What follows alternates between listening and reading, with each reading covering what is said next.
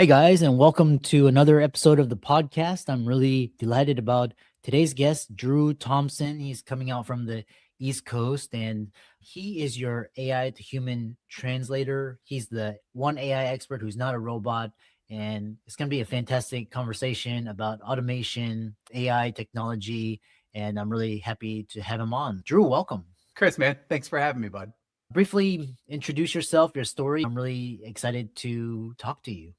Cool. So, as you said, I'm the AI to human translator. I love that line.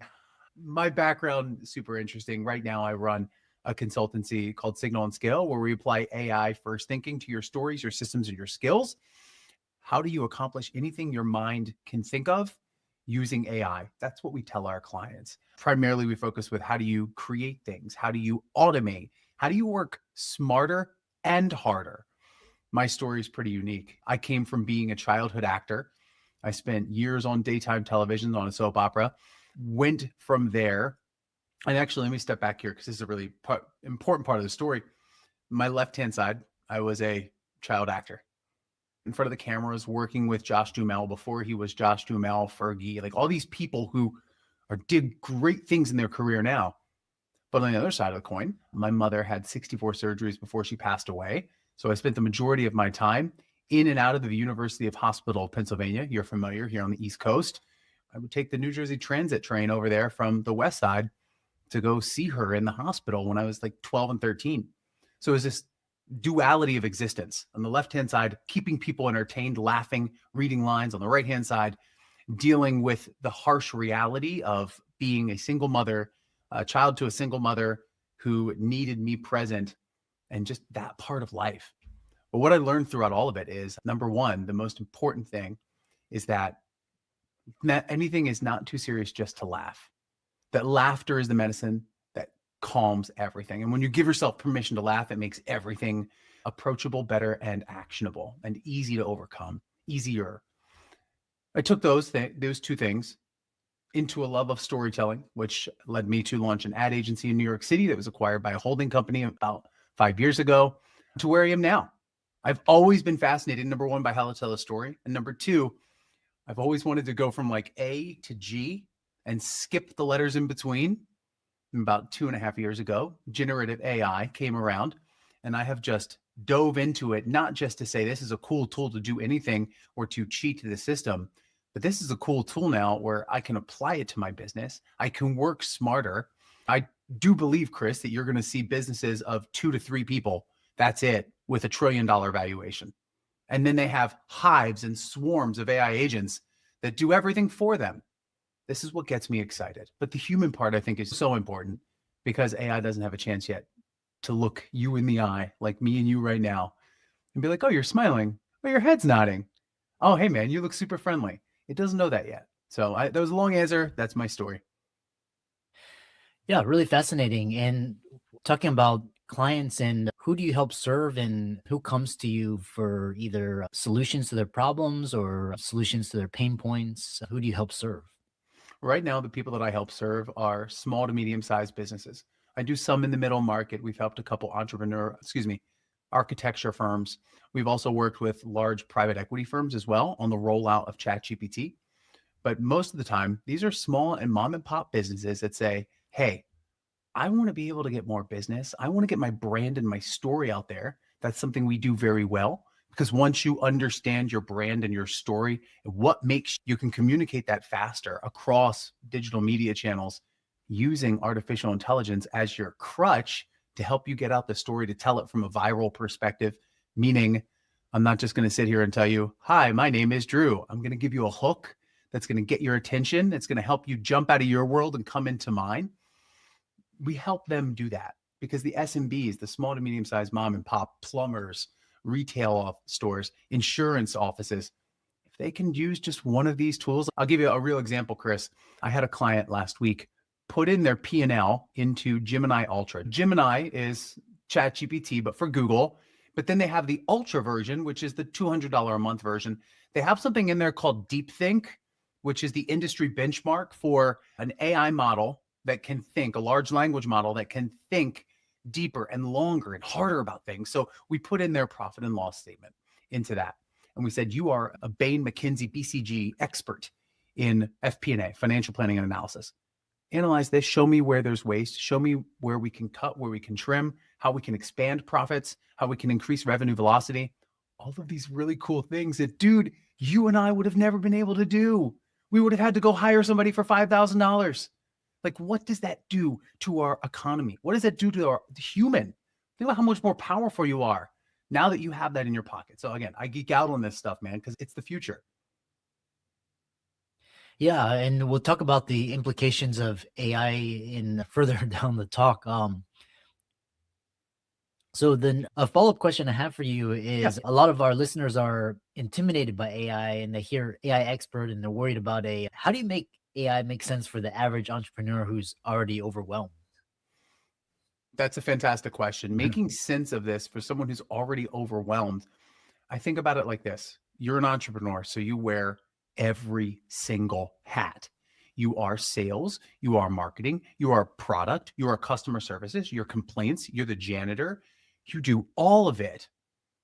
What if you just sit with ChatGPT? Let's just use that large language model as an example. What if you just sat there, turned on dictation, which is the button that lets you talk to it? Because I fully believe you should not be typing, you should be talking. Why do I say that? Because when I type, I can't spell to save my life. Chris, I hope I can tell you that, and I can tell everyone else here. I can't spell, and if you've seen me on a virtual session or on stage and typing, I can't spell, neither here nor there. Talk to it and say, hey, here's what I'm doing. Here's my business. We own Jones Coffee Shop. We've been around 15 years. We've seen steady growth over the past 3, but to be honest, we're not even focused on it because all we have to do is keep the doors moving. Can you just ask me a couple questions? Notice my intonality, like I'm talking to a person. Can you just ask me a couple questions and see how you can help me? Does that make sense? And when I'm talking to the robot, that's how I'm talking. And then it comes back. And the cool part about this is, Chris, it starts learning how you communicate. If you turn on the voice part where it can actually talk to you, it's starting to sound empathetic. It doesn't know empathy, but it can mimic empathy. Oh, wow, Drew, that sounds so hard. Let me see if I can help you. I even sounded like AI, but that's how you get started with it. Yeah, and I haven't been able to type a single sentence or word since 2016 without making a typo just because of the Apple keyboard, and it's very difficult to type with your fingers. The next question I have for you is, the audience wants to start using AI, but they don't know where to begin, and they're afraid it's expensive or complicated. And you talk about a $0 framework. What is that, and what's one win they can get from it today? So the first win you can get with AI today, if you're listening to this right now, hopefully if you're driving, don't do this. If you're sitting in your office, please pick up your Apple or Android. If you're unfortunate enough to have an Android, I'm joking. Okay. Chris, as you hold up your phone, you're like, look at my Android right here. I'm just kidding. But download the ChatGPT app. And I call this the 14-day challenge. What you're going to do for 14 days is every single morning, and I do this myself, I get up at 3:30. I'm out the door by about 4:15 to get to the gym. And as soon as I back out of my driveway here, I open up transcription and I have a folder of chats, and I go in there and I just say, hey, here's my day. I give it 4 main things: my fears, frustrations, wants, aspirations. And I just word vomit everything in there. If I said something wrong, that's okay. If I get emotional, that's okay. But I let it know who I am for a good, I'd say 8 minutes. And then I hit send. And now as I'm driving on my way to the gym this morning, for example, about 4 minutes away from the door to the gym at Alpha Fitness, it pops up and it tells me everything. And it goes, hey, that's a really good idea. But let me tell you, Drew, you're repeating a pattern you always do. So for 14 days, if you do this consistently, it will learn who you are. It'll learn the blind spots you can see. And then, are you ready? This is the coolest part, Chris. On the 15th day, do you know what ayahuasca is? Psychedelic, and I'm curious to hear more about what you have to say. I've never done ayahuasca. Let's just put the table stakes there. I have friends that have done ayahuasca ceremonies, and apparently, like, part of it, you actually vomit profusely, which I think that's your body saying, don't take poison, but neither here nor there. Allie Miller, who is a well-known, Allie K. Miller, well-known figurehead in artificial intelligence. She put this out the other day and I've tweaked it. But just to make it easy, the 15th day, you're just going to say, you're on ayahuasca now. This is your prompt. You are now on ayahuasca. Tell me everything about me that you've never told me before. It will be so good. You will literally, I did it. When I did it, I took my phone, I threw it in the corner because I was like, you know what? Forget you. Because it hurt, because it saw the cognitive, psychological, behavioral things that no one else has pointed out, things that a psychologist doesn't even point out in their notes. It pointed out to me. And the coolest part was I just went after him like, that stung, is what I said to the robot. How do I fix these things? And now it starts going through, here's a way to fix it. And now as I keep talking every single morning, it knows that conversation, which means a journey to get better every single day. Interesting. I should try that strategy. So next question I have for you is, the other question is, with your unique background, and because you were a child actor and you built and sold ad agencies and coaching top performers, how do all those pieces connect? Great question. How does it connect the being in front of the camera to being behind the camera to actually coaching high performers?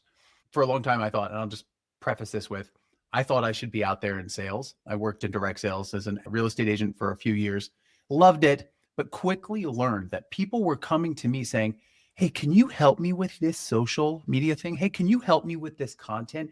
Hey, how would I write this to sound like this? And that's what gave me life. I did pretty well as a real estate agent, but it was never about the numbers. And that's when I started going down this path of learning as much as I could possibly absorb on executive coaching, which is consultative psychology, for lack of better words, and surrounding myself with people who are in that sphere. Because I've stood in front of a camera, I've stood behind the camera and cast ads for brands like P&G and Verizon. But at the core is the human experience. And I think it's so fascinating. We put our minds in these jungle gyms that we can never get out of. What do I mean by that? Here's a jungle gym. Chris, you know that your your expertise is better served as content than it is labor. I'm quoting a good friend of mine, Sharon Srivatsa. That's something he always says. If we know that, but we don't get out of our own way, we don't just pick up the phone and record pieces of content showing our journey, because we put our brains in these jungle gyms. So now if I have a chance to work with somebody and I see these things happening, especially if it's a client working for an AI implementation, well, then we can say, hey, I see this ability for you to get out of your way, to share your story that is truly moving. So stop saying, hey, buy from me, and instead say, let me tell you the story about how I came here with nothing and I built this entire shop from scratch. Let me show you how I did it. People would rather be entertained than they would be sold. I think it is so fascinating that if I can entertain you, if I can make you smile, laugh, nod, or feel something, that I've taken you out of your reality, I've brought you into mine. And by doing that, it is the most gregarious gift I can give you. And if I give you enough of those gifts, you're going to turn around and say, I like him. And you have more time spent on my brand, more time spent with me. You know me. You know, you've seen people, Chris, right? You meet them in person and you've never met them ever before, but you have this digital relationship where, hey, I feel like I know you. Hey, how are the kids doing? How are the kids? Yeah, I saw it on Instagram. It's that ability to create relationship and likability. So I feel like I'm ranting right now. Does that answer your question, man? Yeah. And because you mentioned the story, and so how do you, because and I was reading in the news feeds the other day that a lot of jobs are getting replaced, and Amazon cut 12,000 jobs, and artificial intelligence is replacing a lot of people, are going to be out of work. So how do you keep this human connection story in this age of AI to avoid getting obsolete? Avoid getting replaced. I do think there's going to be a shift. You're going to see things like accounts payable, accounts receivable. Shoot, AI can take the bar and pass at a higher percentage than a human can. It's only a matter of time before it starts coming after my job, coming after your job, and being able to do what we do. The way that you future-proof your business is by thinking AI first. What does that mean? I'll give you a real world example. I have a client and they put out Gemini across their entire organization. The first thing that we did was an audit. And we said, hey, let's go through all of the issues that happen in your department. Let's just take creative for a department, marketing. For each leader in the department, what are the top 5 or 6 things that you deal with on a daily basis? Write these down. Let's have a conversation like an anthropologist. Okay, great. Here's what we're going to do. We're going to create a gem, which is a custom AI, like a custom GPT, if you know what I'm talking about. We're going to create a gem that does one of these things, and can be your creative thought partner to help you execute that task faster. And then we're going to create a gem, a custom AI for your department that acts as the all-knowing person in your department. It can know everything trained on company data. It can be trained on, for instance, you are Bain, McKinsey, BCG, Deloitte trained consultant, to give us the ability to look outside of our echo chamber and to move faster. Now, when you start with that, instead of saying, oh, I'm going to lose my job or be replaced, but if you, just you, start by creating a gem that takes all the hard parts of your job that can be done faster and helps you do them faster, now you've just made yourself like invaluable. Now you've just made yourself, what's the term? I think the KPI is revenue per employee. You've just increased the revenue per employee through the roof. You are an employee that can do the work of 40, all with AI helping you do that. Now, on the flip side, I would be remiss not to mention the people who will be offset by this shift. I believe we need more training and programs to upskill those people who will be shifted in this AI landscape so that they can come and they can still contribute, because everybody has a story. Everybody has ideas that can help the better of the whole. We can use AI to help get those stories back into the workforce. Really fascinating conversation. And one thing that really stuck out to me that you're talking is your customers are better served by your content than your labor, which was extremely insightful. And I can't claim that. That is Sharon Shiraza. It's one of his lines. It hits so hard. It's so true. Yeah. It's fascinating because it hits at the idea of scalability. It's like where you're able to reach thousands, millions versus where you're just by the hour. So I know you have a special gift for the listeners. So talk about your free private community AI revenue lab. And it's also, you talk about the Zero Framework hubs and how can people connect with you? So the zero framework is the $0 framework, is this idea that you can add tremendous velocity to your business without adding that much money. I say $0, but ChatGPT costs $20 a month, right? Some of these tools cost $20 and $40 a month. I'm not talking thousands or hundreds even.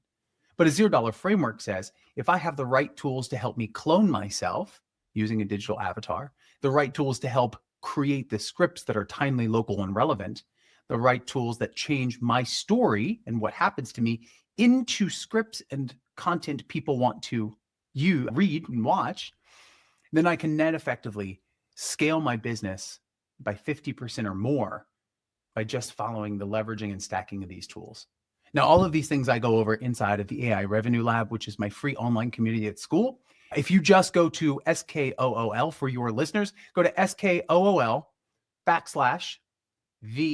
AI agent, like an AI agent.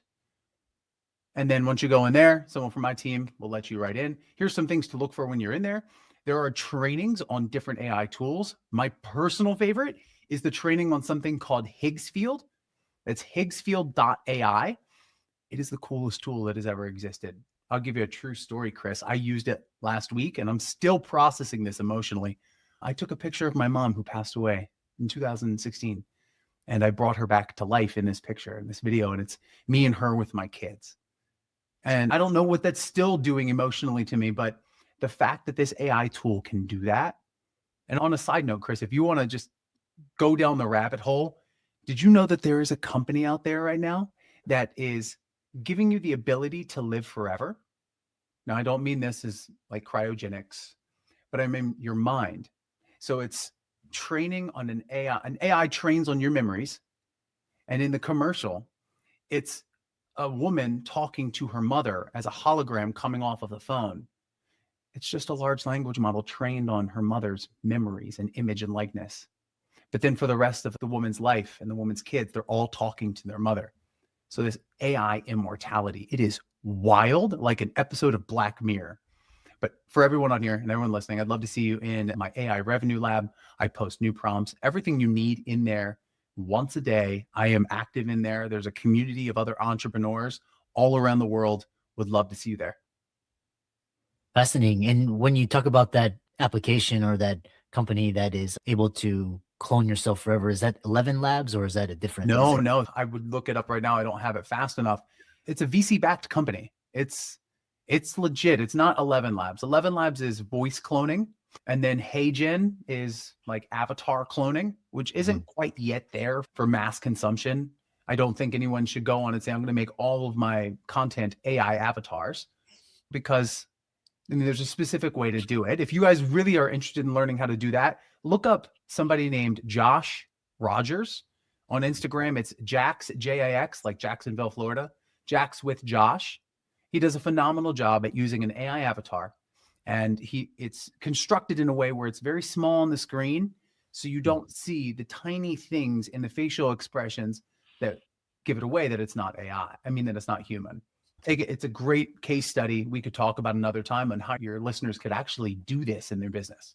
Yeah, fascinating. Because I know Tony Robbins, he's training an AI for like his decades worth of all of his seminars and everything. And after he's passed, he plans to continue to reach millions through a hologram. Isn't that crazy? Doesn't it make you think though? Everything in our world is cyclical. Everything goes in cycles, right? Yeah. So now we have the country artists that are all AI generated that are topping the Billboard charts. What if in the next 3 to 5 years, we have the resurgence of handwritten manuscripts?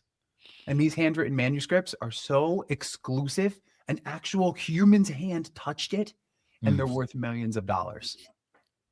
Yeah. Interesting. Yeah.